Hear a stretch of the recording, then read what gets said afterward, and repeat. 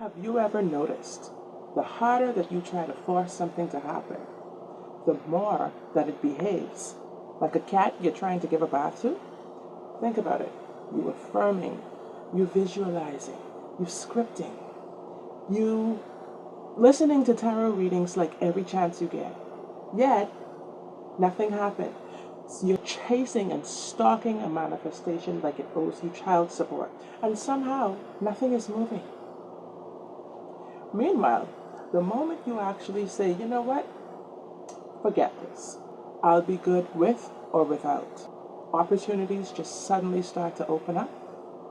Oh, so that's the problem. You weren't manifesting. You were spiritually harassing the universe. We're talking also about why forcing an outcome may actually mean that you're out of alignment with divine timing, and how some of you are trying to microwave blessings that are still cooking. Let's get into it. What's up, beautiful people? Welcome back to Oh So That's Sue. I'm Sue, of course, and today we're talking manifesting.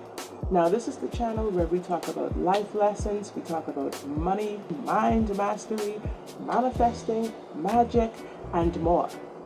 But today, we're focusing on the manifesting aspect.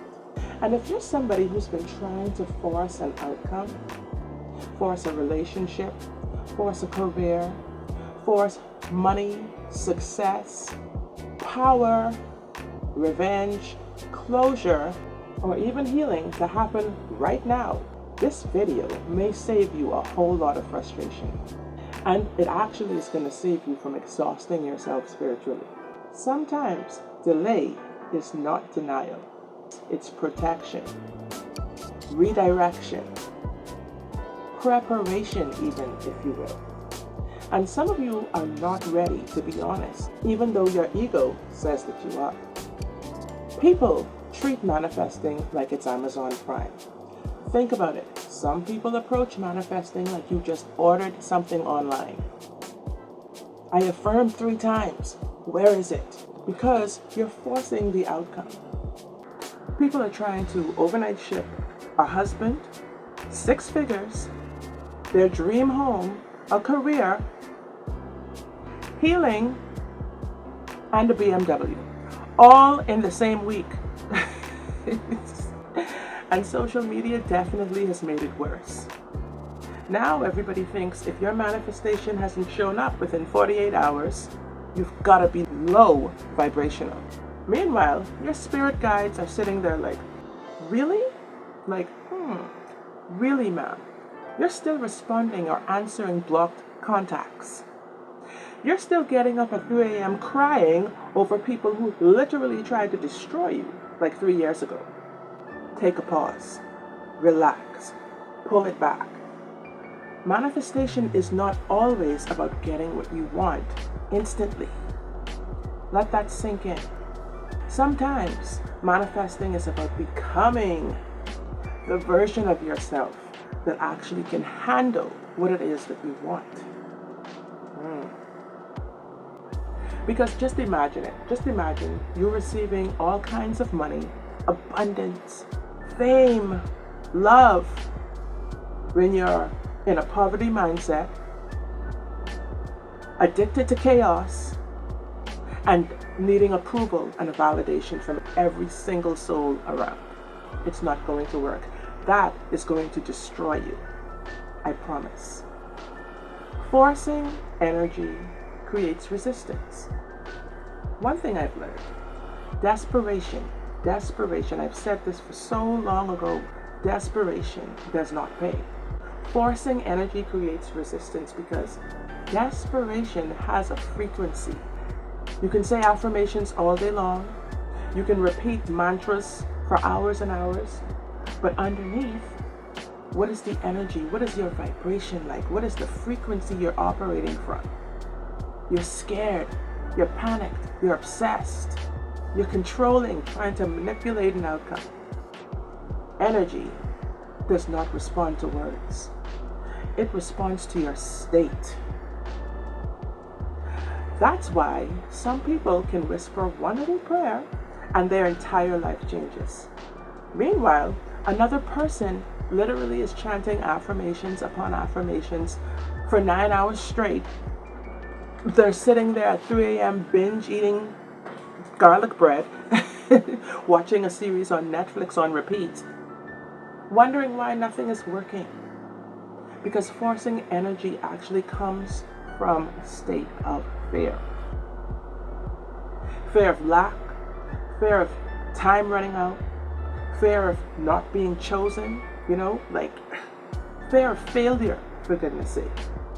But divine timing works much differently. Divine timing says you receive when alignment meets readiness, not when your ego gets too impatient. The universe doesn't move off your impatience or off of what you need to validate yourself for other people to be impressed. Sometimes a delay is what's saving you. Some of you get angry because things didn't happen right away the way you wanted them to. But if they had happened back then, just think about it. You not being ready would have ruined it. Or, like I said earlier, it would have ruined you. Think about an old relationship, perfect example, that you begged for. Now, imagine being stuck in that relationship. Think about a job that you cried because you didn't get. Then, later finding out that place was toxic AF. Sometimes rejection is divine rerouting and divine protection. And honestly, a lot of us only understand divine timing when we look back in hindsight. Because when you're in the waiting season, it feels personal. It feels unfair. It feels wrong. It hurts. Meanwhile, the universe is moving pieces. Behind the scenes, things are moving that you cannot see as yet. People are meeting. Doors are opening. Some doors are closing. Situations are collapsing. Lessons are unfolding. Everything is actually connecting in the way it's supposed to. Serendipitously. That has become one of my favorite words. Spiritually, actually. Because in the spirit realm, this is where things take place first, which we cannot see. The unseen. Meanwhile, here you come trying to jump in the door to your manifestation. Detachment does not mean giving up. When you detach from a certain outcome, a situation, a lot of people misunderstand this. Detachment does not mean that you don't care anymore. It means that I trust what's meant for me. I trust it enough to stop trying to strangle things energetically. And that's the difference. Because forcing is actually trying to control the situation. Forcing comes from control. Alignment comes from trust. And honestly, some manifestations arrive the second you stop gripping them so tightly. Not because you gave up, because your energy finally relaxed enough to receive. That's why people suddenly find love after they stop obsessing over it. When you start to become the love that you desire, you will realize that it's actually attracted to you more. Money flows after they stop chasing down every dollar, panicking, worrying about where the next penny is coming from. Opportunities show up when you stop acting from a place of desperation. Your nervous system matters too. Your nervous system is very important because you cannot constantly live in survival mode and expect peaceful manifestations to just land in your lap. Divine timing also doesn't mean do nothing. This is where a lot of people get mixed up as well. It's like you don't need to apply for a job. Yes, you do. Divine timing. No, divine timing works in connection, in tandem with effort and trust and faith. You still need that action. You still need discipline. You still need healing from within and to fix the state of mind that you're in. You still need consistency. Divine timing does not mean be lazy. It's understanding the difference between aligned action and forced control. Plant the seed, water it, nurture it, put it in the sunlight, but don't go dig the plant up every day and say, is it growing? Has it sprouted as yet? This, we know, is nonsense. It doesn't work that way. That's what some people are doing spiritually when they're trying to manifest. And then wondering why you're so tired and exhausted. Sometimes you can't even picture the outcome that you would like to see because you're tired, you're forcing it, and you're drained, energetically speaking. We know the ego hates waiting. The ego is never your amigo in this situation. One reason why forcing manifestation becomes so intense is because your ego hates waiting and it hates uncertainty. The ego wants to be guaranteed. The ego wants promises. The ego wants a deadline. Like, when am I going to get this? The ego wants control, in other words, validation. Spiritual growth often requires surrender. That word, and surrender, is uncomfortable because it forces you to trust beyond what you can currently see. That's why the waiting season builds a person differently. Some people become bitter, but some become better. Some become wiser. Some become stronger. Some become more magnetic because they stop chasing and start embodying that word. And honestly, the version of you that emerges after patience and alignment usually attracts way better than the desperate version of you ever could. Let that sink in.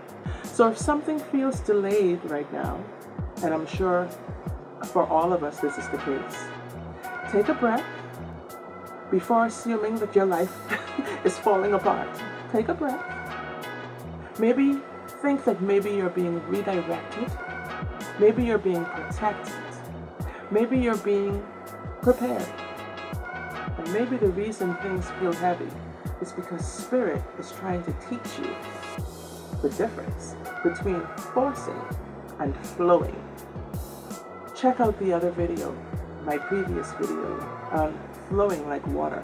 This is going to help you to understand how to align energetically and how to allow and surrender just like water does and still win. What is aligned for you will not require you to abandon yourself in order to receive it. That doesn't mean that it's going to be perfect. That doesn't mean that life is perfect. That doesn't mean that you stop trying. It means you stop trying to control every single outcome from fear. Sometimes your blessings are so large, they need more time. They're still cooking. And honestly, so do you.